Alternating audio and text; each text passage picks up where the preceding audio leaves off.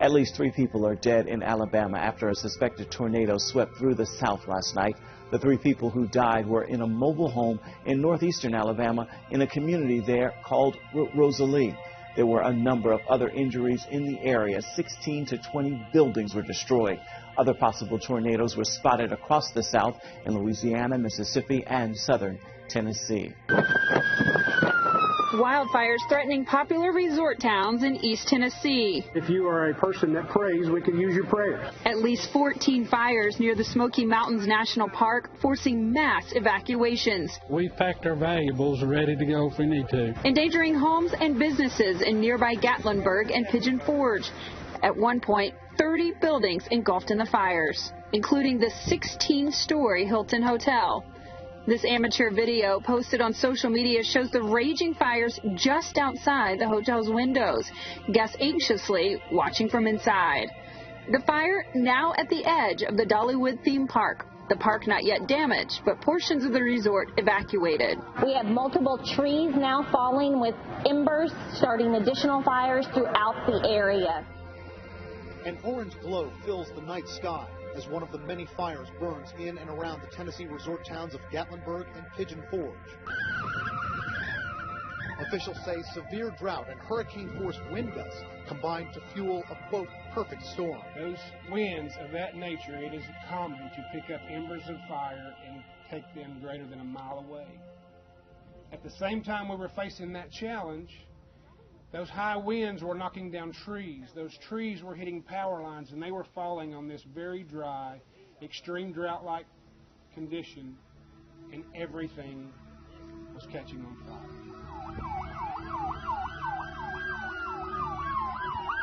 The fires forcing mass evacuations, sending residents and tourists into nearby Red Cross shelters. Popular area attractions were under threat, including Ripley's Aquarium of the Smokies, which houses 1,500 animals and marine life, and the Dollywood theme park. At least 150 homes and businesses damaged or destroyed, including this 16-story hotel complex in Gatlinburg. A guest shot this video before escaping. But all of the previous fires I've been part of could not have prepared me for what we have experienced over the past 24 hours. People are fleeing 2 resort towns in the U.S. state of Tennessee as wildfires engulf the area. Many houses and businesses in Gatlinburg and Pigeon Forge have already been lost to the flames. A theme park owned by country music legend Dolly Parton is also threatened. A prolonged drought has left the region vulnerable, and strong winds are stoking the blazes. Around 1,200 people are seeking refuge in shelters. No deaths, though, have been reported.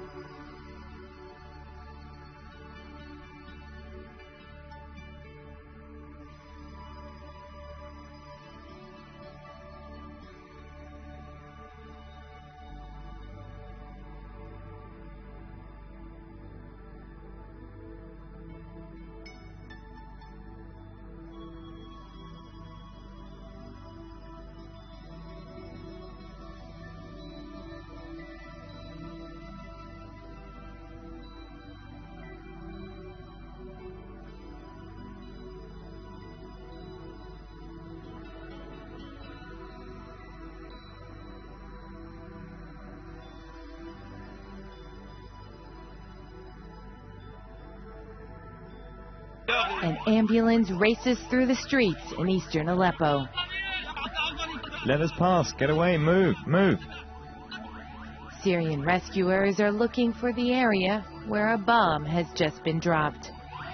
I hope there won't be a second one. Residents point the way as dust and debris float in the air. That's good. Stop here.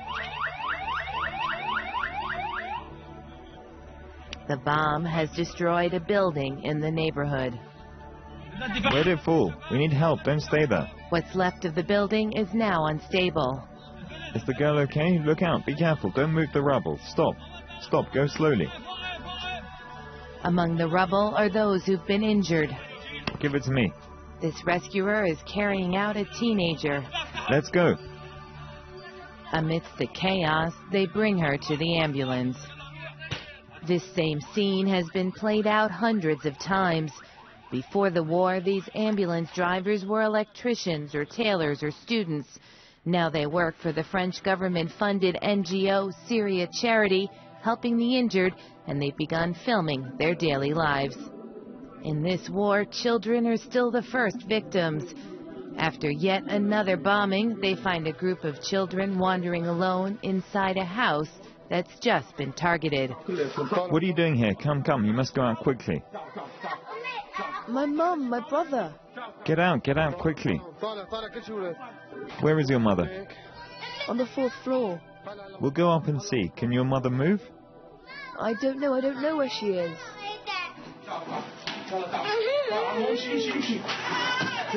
Go out, children. All of you. They will be saved, but left behind is their older brother dead under the rubble, and their mother, seriously injured, will be rescued a few minutes later. According to the UN, 100,000 children are still in the besieged rebel zones of eastern Aleppo. As fighting intensifies, fears grow about the fate of those left behind.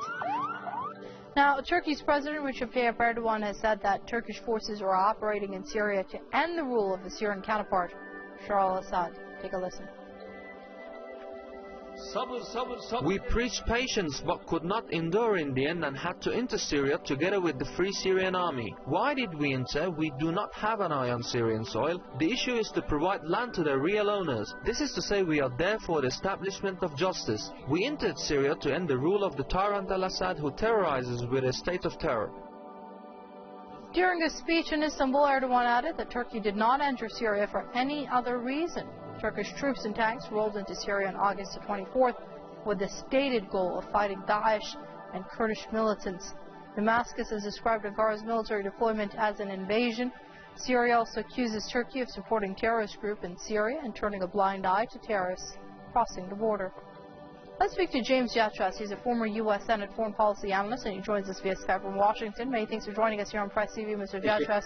Now, first it was to fight the Kurds and the Daesh, and now it seems the cat's finally out of the bag with Erdogan admitting that it is regime change for which Turkey has invaded Syrian soil. However, my question to you is this a goal that his Western allies also share?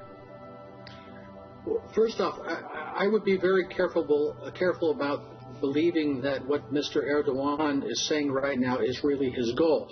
In fact, regime change in Damascus was Turkey's goal from the very beginning, and as you say, everybody knew that, but they didn't want to come out and say it openly as much as he is doing now. Why would he do that now when it's clear that Assad is not going to be overthrown? When Aleppo is on the verge of being recaptured by Syrian government forces, is Mr. Erdogan going to send tanks to Damascus to overthrow Assad? I don't think so.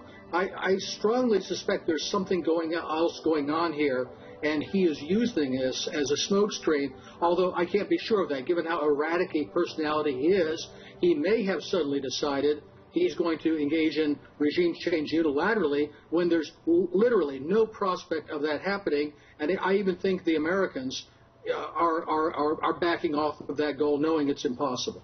All right, Mr. Yatras, would you care to elaborate a bit more on what you think this smokescreen may be for?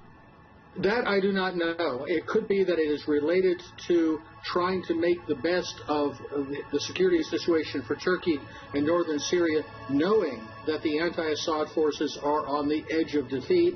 It obviously would have to take into account Turkey's concerns about the Kurds, but maybe he doesn't feel he can say that if his major target is the Kurds, so he's pretending that his target is Assad. That would be just a speculation on my part. All right, we're going to have to wait and see how this pans out. That's James Jetras, former U.S. Senate foreign policy analyst, joining us via Skype from Washington. Mr. Jetras, thank you very much indeed for your comments here on Press TV. Now to the crisis in Syria. The United Nations now reporting intense fighting in Aleppo has taken a disturbing turn. About 16,000 residents have now been displaced as government forces advance into besieged rebel-held areas. CCTV's Jim Spellman joins us live from our newsroom. Jim, what's the latest on this situation? Mike, the situation for civilians in embattled eastern Aleppo is going from bad to worse as we speak.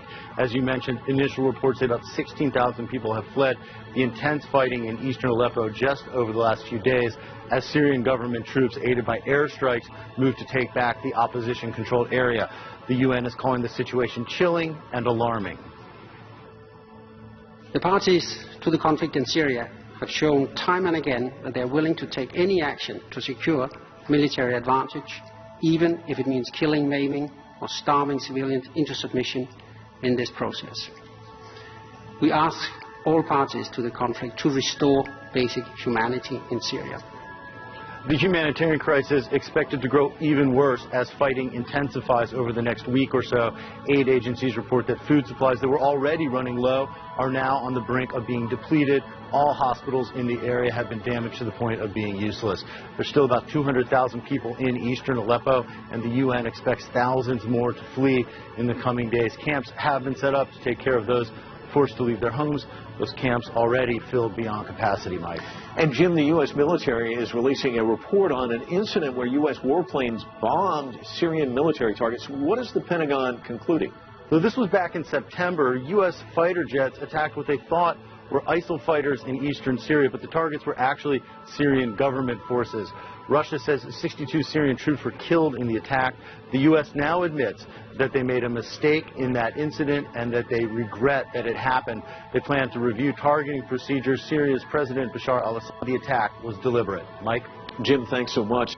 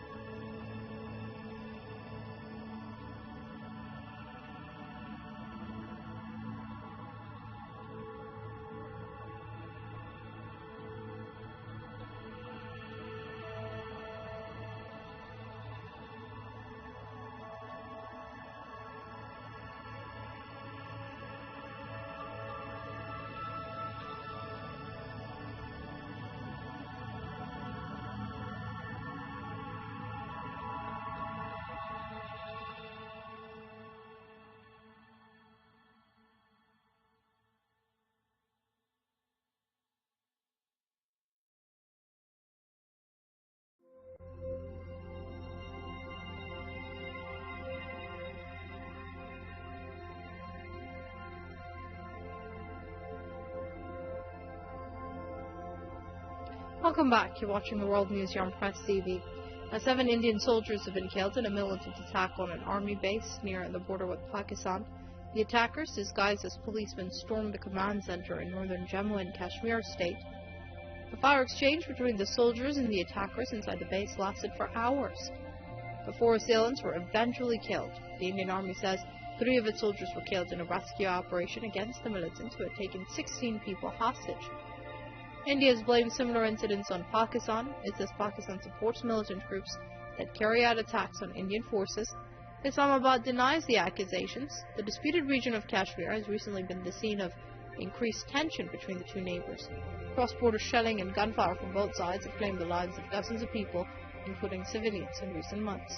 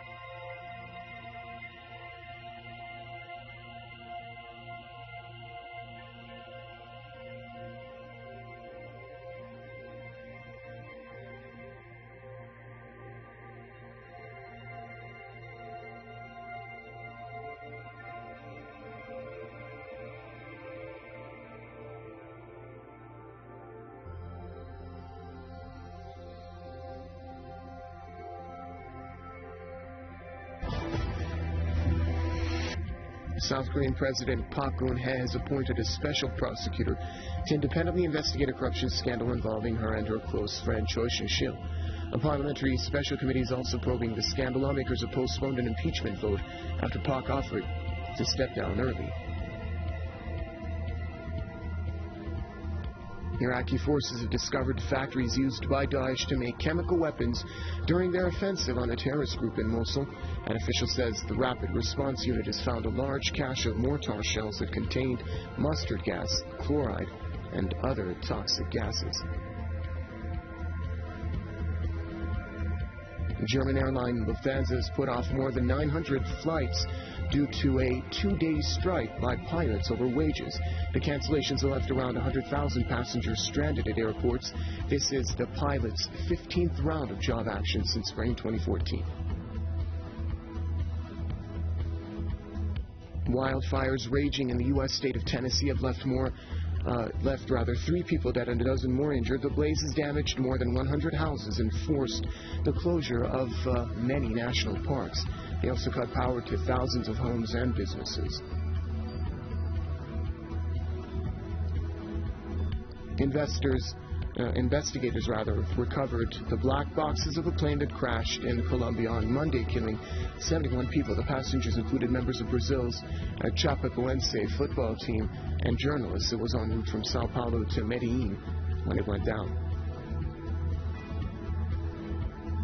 Germany has arrested an intelligence agent for sharing sensitive information and making extremist statements online. The unnamed man is accused of revealing internal agency material under false names in chat rooms. Authorities have not confirmed reports that he was planning a bomb attack on the domestic security agency's headquarters in Cologne. Iranians are mourning the martyrdom anniversary of Imam Reza. The mourners have gathered at the holy shrine of the 8th Shia Imam in the northeastern city of Mashhad to pay tribute to him. Imam Reza was poisoned to death by the Abbasid Caliph Mahmud in the 9th century.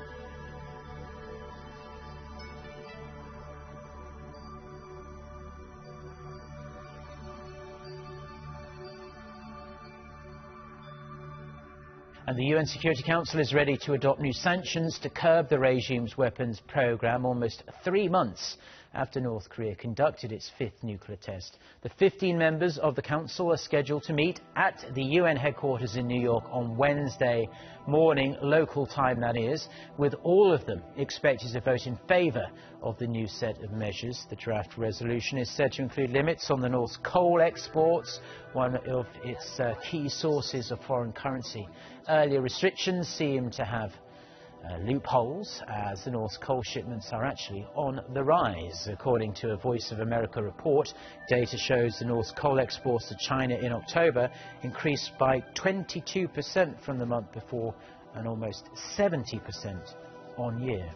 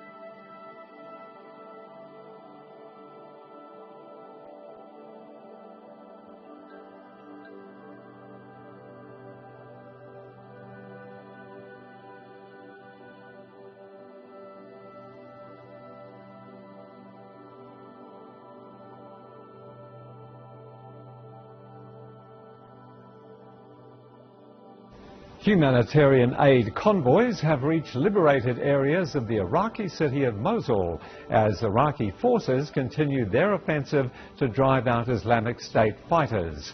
Residents crowded around trucks full of food and clothes sent by Iraqi and international humanitarian organizations. Mosul is still home to more than 1 million people.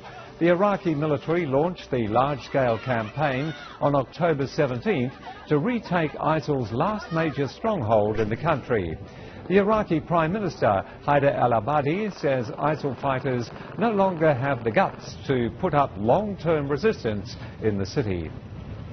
This is the first time we're liberating a city or a place where civilians are staying at home. It's tough. It's difficult because the security forces tell me they've been fired at from places where there are civilians. They cannot reply in kind. So you have to be very careful not to mistakes, because our aim here is to win the minds and the hearts of the people. And we've been doing this. People were very welcoming to our security forces in these areas.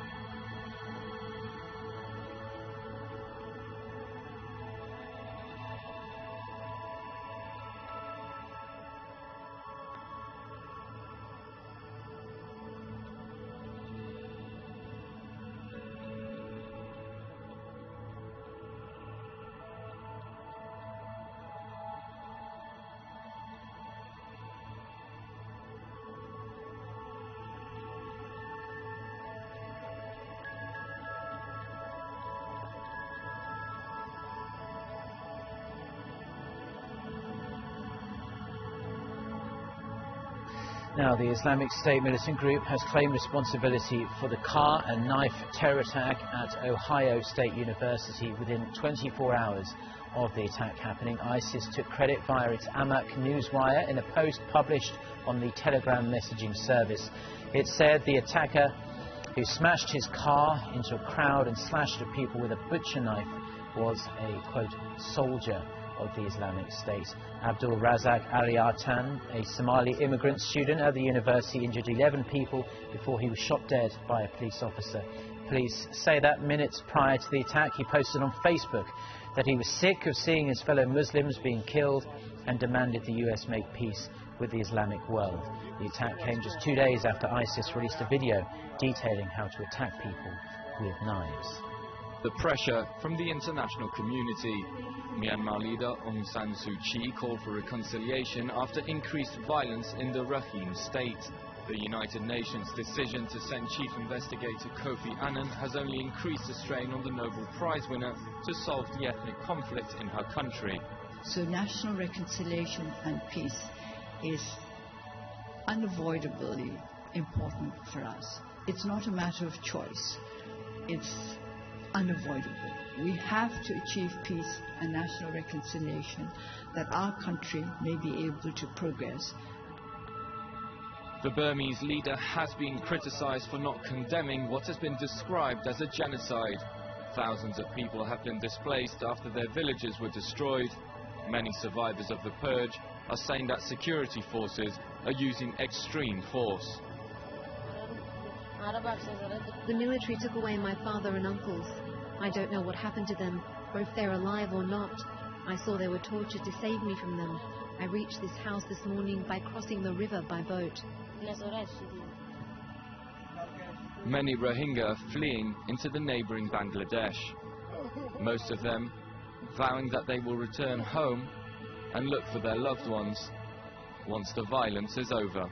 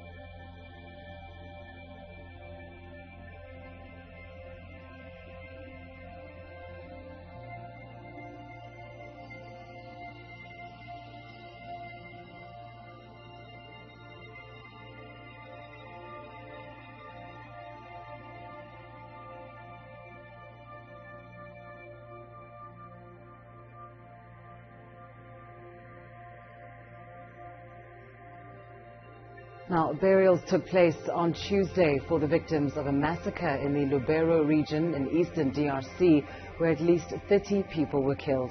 The UN and local officials say 30 people, including 3 men, 15 women and 11 children, were killed on Sunday by what are suspected to have been Mai Mai Mazembe fighters who attacked them with guns and knives. The spokesperson for the UN on Monday said around 50 militia attacked over 1,000 displaced families. The blood of the innocent will never go to waste. They can run, but they cannot hide. The government will track them down and deal with them. This clear announcement and message is that all the people in the armed groups must disarm, because we cannot develop our province that way. We must press for unity and development in order to see progress. First of all, I think the solution is to sensitize everyone, starting with the attackers themselves, and I mean the armed groups, because they themselves are afraid to be killed. We need to sensitize all the communities for peaceful cohabitation, because you will agree with me that if this population lives here for Rushuru, the population in Rushuru will not accept that. It will not be a good thing. As authorities, we have to prevent and secure all populations wherever they are.